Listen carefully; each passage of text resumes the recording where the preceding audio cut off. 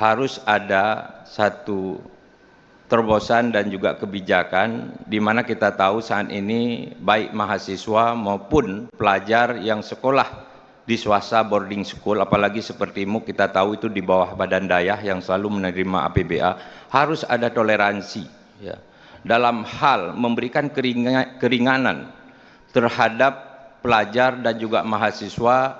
Jangan sampai mereka itu berhenti sekolahnya karena kondisi dan situasi hari ini. Kita tahu bahwa masyarakat korban banjir ini mereka dalam hal persoalan kebutuhan ekonomi sangat sulit dan sangat menyedihkan, apalagi menghadapi bulan puasa.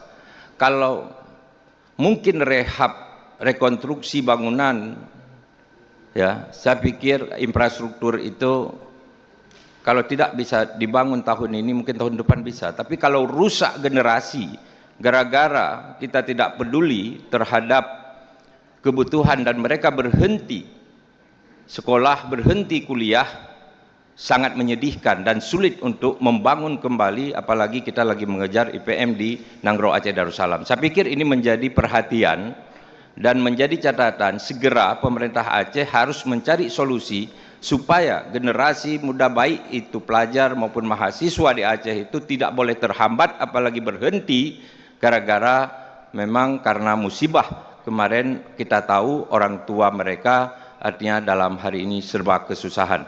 Saya pikir itu menjadi masukan bagi pemerintah Aceh segera melakukan, dan saya belum melihat bahwa ada keseriusan pemerintah Aceh dalam hal memberikan keringanan ini, sementara di luar, di universitas di luar provinsi Aceh sudah memberikan keringanan dan mendata mahasiswa-mahasiswa korban untuk digratiskan, termasuk universitas-universitas negeri yang ada di Pulau Jawa dan di luar Aceh lainnya. Kenapa kita Aceh tidak ada sebuah kebijakan itu?